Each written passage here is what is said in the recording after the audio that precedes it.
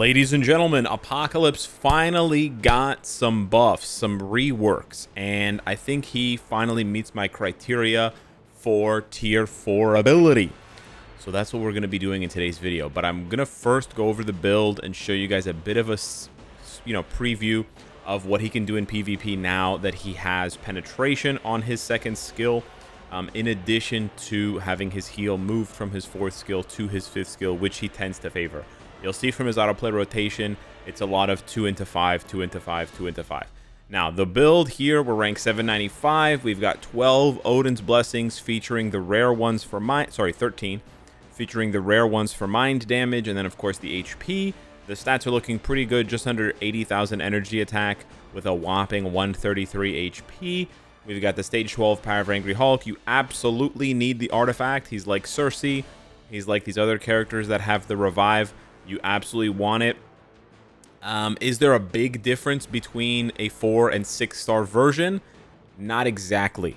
There is a difference, and you're going to notice the difference more at tier 3 before you tier 4 him. But I believe once you get to tier 4, because the percentage that HP increase is the same, it's only the revive that changes from 30 to 40 to 50. Doesn't make too big of a difference. We're going to be testing him almost exclusively here with a Mighty Conquest. If I'm happy with the results of the test, and this is the team we're going to be fielding right now, then I'll probably go ahead and, try other builds as well. But for the time being, I just want to take a little snapshot here at tier 380 of what he can do against kind of like the top field PvP characters and sort of like the top build Vibranium. I'm not expecting him to win, just to be clear here. I just want to showcase what he can do and sort of how close he is at tier 380. So he gets a kill there on Sentry. Pretty huge. He's going to die almost guaranteed here. Oh, he's hanging on by a thread. That's unfortunate. I actually would have preferred if he had died rather than hanging on by a thread, because now he's going to revive and be in a bit of a worse situation because his Conquest hasn't procced. And there it procced, but it didn't save him. It was too late. Okay, so he gets 1 kill on Sentry. He almost got 2 kills. He almost got 2 kills, which is pretty cool. You could have better success here if you ran a heavier team in terms of skewing to heroes, because heroes are really the issue in PvP right now, in Timeline especially. Wolverine and Sentry are dominating a lot of the conversation, so that's why Hela is so good. But I don't want to put Hela in these tests here because she's going to skew things, and it's going to take a really long time to clear these fights because she's tier 4, because she has immortality, etc. So you see that he kind of goes, at the beginning, he kind of goes toe-to-toe. He doesn't quite have enough defense HP to put himself in a position to survive properly. And I would say his autoplay rotation is a little slow in the sense that he stays in his second skill a little bit too long. I think that still, leaves him with opportunities to get interrupted and to get kind of taken advantage of, quote-unquote. But I'm actually pretty happy. I know it seems like he's just getting bullied, but I'm actually pretty happy with his performance. Let's try queuing up a team where we don't get Sentry. Never mind. I was gonna say where we don't get Sentry right off the bat. We'll skip ahead to a team where I don't get Sentry right off the bat. This is Rock Solid, the rank 22 Vibranium player right now, who's fielding a Surfer, Sentry, and Wolverine team. So we're going to see here, Apocalypse should do quite a bit more damage because we're not dealing with a team that has Colossus support. So he gets the first kill on Surfer. I feel like Apocalypse also has a pretty good out against Surfer, which is nice, because after Wolverine and Sentry, you do see a lot of talk of Surfer. And, that was one of the big issues that we imagined Dr. Doom would actually solve, because he has so much reflect reduction. We're like, okay, Dr. Doom is going to be the guy to come and counter Surfer. He was not the guy to counter Surfer. So because of that, it's interesting to see Apocalypse maybe fill that role. Now again, there at tier 380, he hung tight with Apocalypse with Sentry for a little bit. He pops back up to 100 with just 1 5th skill, but he's just a little bit shy of either making the kill or hanging on until he gets back to his heal. There he got silenced with the tier 3. So yeah, I feel like he's right on the cusp Additionally, I want to show you guys some Otherworld battle footage. I'm going to cut it pretty aggressively because he's going to come in at the beginning of the fight, but I have been using him on my team here. You can't see, but he has a lot of buffs right now, so this is going to be the absolute peak of his performance, so it is definitely skewed. Keep that in mind. Lots of characters are banned. As you can see, the debuff list above me, and then he's getting a 300% damage buff for being combat, and then another 200% for being a villain. So he's getting a 500% damage increase. That being said, he also has this buff here, this luck buff that I have from Otherworld Battle, which decreases the damage he receives by 10% and then increases his damage dealt by additional 5%. The damage increase is not really much. It's not really important. It's more about the damage reduction to help him be tanky. So we're just going to see how he performs a few clips here. I'm going to cut it as soon as he dies the second time. So it doesn't really matter what the outcome of the fight is. It's more how long he survives and who dies in the meantime. It's going to be a little bit difficult to obviously see what's going on, but just try to keep up here. We get them both. We zero them both, which is really good. And again, you can attribute this like as much to Captain America as to Apocalypse, but I still think it's quite nice. That's his first death there. And now he's going to revive at half, and we're basically done. Awesome. I don't even have to cut that one because he never died. Really cool. We'll go on to the next one. And again, this is tier 380. He's going to get better at tier 4. Not trying to gas him up and say, you know, you have to tier 4 Apocalypse. But just keep in mind that through all of this, as a standalone character, he also retains the support buff. This is something that almost slipped my mind. I almost forgot about it. We're actually mirror matching here with the tier 4 Apocalypse of our own, or of this guy's. Shout out to Kev. Is that Apocalypse has the debuff cleanse for all mutant allies. So Wolverine, in this case, Wolverine, Deadpool, and Jean are all gaining that same... Wow, okay, I died. They're all gaining that buff that Strife or Angel or Wasp would provide otherwise. So really good to see him as an alternative, and actually probably currently the best that provides that debuff cleanse, although it is exclusive to mutants, whereas... you know, Strifes and Invisible Woman's and Wasps, they apply to all allies, and I believe also Angels applies to all allies. This one only applies to mutants, but I do feel like with all of the like the very few bans that happen in Timeline, and then even with all of the bans that happen in Otherworld Battle, there are just too many strong mutants now for PvP, with Deadpool getting a tier 4 recently, and then now Apocalypse. You essentially can't ban all of them, and there will always be at least 3 or 4 mutants there that you know, don't get banned, and then you can take advantage of that team, and you, in addition to that, get a better debuff cleansing character. So there, his Apocalypse finally died, but it puts my Jean under the gun, and then we get aced. So he does a pretty good job, unless he's faced off against other tier 4 Apocalypses. I think that's kind of obvious there. But now let's go ahead and tier 4 him. Let's take a look at the resource tally. Let's get him off the team here so we can get a better handle on his stats, because we don't want him buffing himself. There we go. That's what the stats look like. And then as for the resources, we've got just under 27.5. We've got 27,487 on the Carbo and 20,223 on the Soul of the Faltine. For the skills, we're going to go first here. It's going to cost us a pretty penny. It's 310 per skill. So it's, what is that, 1550 in total for the 5 skills, and then a cool 5 million gold. And now for the gears, here's the thing. I'm a little nervous, as I always am when I'm upgrading tier 4, especially native tier 2, tier 4s. I definitely have enough for Null coming in 2 weeks. I'm not worried about that. And I'm sort of at the point where, because I was on the fence about him for a while, you know what? If this costs me 10k, fuck it. It costs me 10k. It is what it is. I hope it doesn't cost me 10k, but we'll have to wait and see. 16 here. I was almost tempted to 16 on the first one's crazy. Okay, 8, 21. Wow. Okay, 19. Okay. And then the last one is 30. Yeah, okay, guys, this is gonna cost me 10k. I was almost tempted to do the Vader G thing, where you like upgrade, and if it's not a crit, you move to the next gear. That first gear cost me over 2,000 carbo, so that's nice to see. Nice to see a good juicy start there. Funny enough with Gwenpool, so we tier 4'd Gwenpool really recently, so probably some people are like, holy shit, he's already tier 4ing another character. That was a cheap gear. That was a cheap gear to make up for the last one. The reason why is because I've saved up so much, right? We skipped so many tier 4s this year. We skipped all of the Fantastic Four tier 4s, which was 3. We skipped X-23 tier 4. We skipped, Hulkbuster and Ship Machine tier 4. There's been a lot of tier 4s that we've skipped, so we have a lot here. But with Gwenpool, it's funny. The first gear was really expensive, and then the rest were actually cheap, which ended up giving us a little bit below average. That was super cheap. That was a super cheap gear. Oh my god, that was super cheap.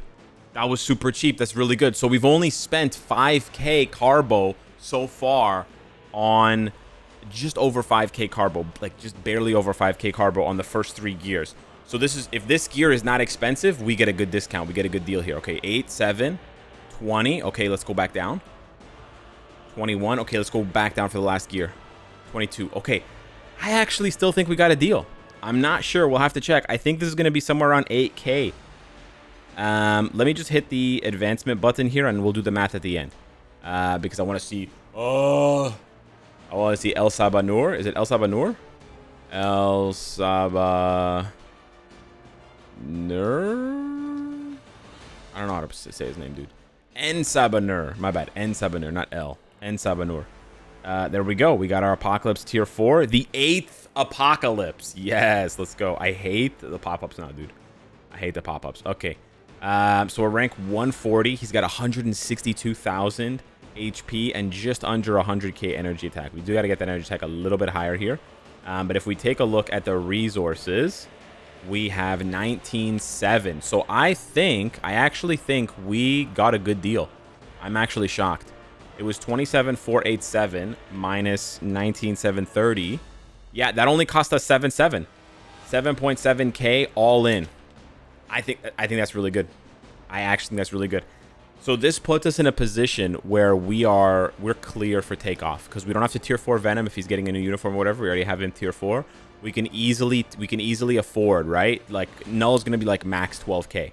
I think 10k is honestly the max. Maybe if you're super unlucky, it's like 12k. I'm in the clear for sure for Null, and I could even tier 4 like Cap. I could even tier 4 Cap. I may even be able to tier 4 Cap and Weapon Hex and Null. But I'm not gonna get that crazy, because that's a little bit too much, if you know what I mean. As for the striker here, I kind of want to use Wolverine. He's a very, very good striker, so we actually are going to use him. If we end up being able to pop off the tier 4, it's very strong. And then I do want to give him, I just want to slap on a couple of Odins here to bring up his energy attack just a little bit higher than it is. Oh, that's not that high, eh? 97.7. Okay, I was expecting it to be a little bit higher. I wanted to hit 100k, but maybe not. Maybe not. Okay, we have that crit damage roll there on his... Oh, you know what? We're over-capped on crit damage now. So I think what we're going to do is we're going to unroll this. This was rolled to crit damage. I still think crit damage is good, but I think we're going to roll this back to attack stats. Okay, 603 is a very high roll as well. And we'll see... We're out at 99.8. Okay, so we gained about 2,000 energy attack. I think that's worth it. We're 12. Wow. So that was 15. It's 15% crit damage. I don't know if that's worth it, actually. I don't know if the 2,000 attack is worth being uncapped on crit damage. Yeah, I don't actually... I think the crit damage is actually better. I'm going to go back to the crit damage. Because you have so much attack, right? That it's sort of diminishing returns. But having the crit damage capped is actually super important. Okay. And anyways, when we switch over to the team and we now have his leadership, we're now going to be, yeah, clean over 103,000 HP, over 50k on the defenses. Not saying that Mighty Conquest is the best CTP for him, obviously. But let's go back now and see how he performs against some of these top teams. I'm happy, man. 7-7 all in. I wish he was better for PvE. So I could actually, like, you know, just choose to play him wherever if I wanted to, and not just, you know, have to use him in PvP. But I'm still happy, bro. Under 8k, I think that's nice. Let's see how he performs here. I may end up giving him another build as well. And obviously, I would do a follow-up video if I find another CTP that works, like, a lot better. But I think he's not doing 5 at all. His autoplay rotation, I think, is still really stupid, dude. I don't know. He sits in the 2 for way too long. I think, I don't know if, I don't want to say he's like a manual character, but he might be. He might be. My cat is just going crazy. I don't know if you guys can hear it in the background. Okay, I'm getting guard broken like, oh, I got silenced. Cringe. Okay, we do get the kill there on Sentry. This is a tough bastard, eh? Okay. We need to heal. And we can pop the tier 3. Oh, he's popping his tier 3. That's way more damage. I can't tank that. Oh, I did tank it. Oh, I'm gonna get, bruh. Ah, he's hanging in, dude. He hung in. Ah, so annoying. Sentry's such a piece of shit. I swear to God, dude. I swear to God. I expletive Sentry so much. We're gonna go down to that level, that 20th guy here. Rock solid, 24th now. I hate Sentry. So he's so annoying to play against because it's just guard break city. It's literally just guard break city. So you just want to have super guard break up as often as possible. Otherwise, you're done. And it makes timelines so infuriating to play if you're not using one of the few characters that has a super guard break immunity. It's just infuriating to watch a character that you have put so many resources into just standing there getting their head rocked. And then you get like a few, when you're, whatever, your CTP procs, you get a few seconds of brief, like, oh, I can move, I can like position my character, whatever. And then boom, right back to head rock. And it was like, man, this is kind of annoying. All right, so we kill Silver Surfer easily. I don't even think he died once. Ooh, oh man, so close. Like really on the cusp of killing Sentry there. Oh my God, so annoying. Here's Headrock City. Okay, we get the second skill. Pop the tier 3. Pop the 2. Yeah, he still seems like he's missing some damage, eh? And there's not really a way to get more damage out of this lineup. I'm gonna be honest. You could run a double offensive support, I guess. I mean, you could do like Sentry. You could do like Hell, excuse me. But then yeah, you're gonna have a problem. Wolverine just eats my ass. No surprise there. Wolverine too strong. I almost want to play manually because, as you can see, the autoplay rotation is not... It's still not that great. Yeah, I feel like he's actually a little better on manual than auto, because you can stack a bunch of hits on different skills. You can cancel a bunch of skills. But I'm still happy. I'm still happy. I'm not disappointed with this tier 4. I know that he's not what people expected in the sense, like, he's not necessarily as strong as people expected either. But to be fair, I'm fighting people who have brilliant CTPs. My bad. This shit keeps activating. I'm fighting people who have brilliant CTPs, and I only have a mighty, so that's something else to consider. Jean is getting the 1 damage. Okay, she's dead. Nice. Okay, Apocalypse versus Apocalypse. Oh, mine dies first. What does he have on him? He's got a Conquest as well. Okay, his Apocalypse gets zeroed. Hey, let's go. We survived, baby. Boom. Very nice. Very nice. So yeah, he might become... it's interesting with Otherworld Battle because you know they're always going to ban Sentry, you know, Wolverine. I mean, not now, right now, obviously, but like, you know, they're always going to ban the same subset of characters on the second week. The first week is always a free-for-all. So you're going to see, you know, Sentry, Atom, Wolverine, and then whatever, one support, etc. And then there you can't use Apocalypse because you're going to need to waste a slot for another debuff cleanser. Wow, there my Apocalypse did nothing. But when everyone's unbanned, right, when Sentry's unbanned, etc., you're not going to want to use Apocalypse because he can't take the spot. You don't want him to take the spot of your regular cleanser for characters like Atom and Sentry who are non-mutants. So in those situations, when everyone is free-for-all and everyone's available, Apocalypse just gets the boot, even though he's clearly head and shoulders above Wasp, Angel, you know, maybe even Invisible Woman and Strife, right? Like, offensively, head and shoulders above those guys. But once you start banning Sentry, Atom, you see that the cream of the cream rises to the top, so to speak, and it's all mutants, right? It's all mutants, and then that paves the way, that opens the door for a support like Apocalypse to do well. He got chunked there. He was just getting chunked down. He barely did much, but we still secure the win. So I still find that a W. Yeah, dude. Pretty nice. Yeah. Kind of wish I had more to show for it. I might mess around and give him a rage when I have when I pop the 100% unequip. I might mess around and give him a rage and see how he does in GBR on that one speed day as a combat, because I don't have a lot of combats that I use for GBR anymore. They're all a little bit slower than I would like, but at least for PvP, hey, gets the kill there and then gets to double team. Yo, Deadpool losing to a tier 3 Cap and tier 4 Apocalypse kind of feels crazy, eh? Yeah. Okay, Jean dies, Wolverine gets zeroed. Apocalypse cannot hang on, and now Wolverine should kill his wife. Okay, or his girlfriend. There you go. All right, so that's basically the review, sort of, for Apocalypse. Yeah, I'm pretty happy, but obviously I know that he's not going to meet everyone's expectations. Some people are going to say the buffs were not enough. He needs more, and I can certainly understand that, but I think the landscape of PvP is attempting to be changed, where you're going to have some characters for things like Timeline Battle who just dominate all the time for a very long time, like Jean, like Sentry, and they're just so oppressively strong for those game modes, for that specific game mode timeline, that it kind of makes everyone else feel useless or just what's the point.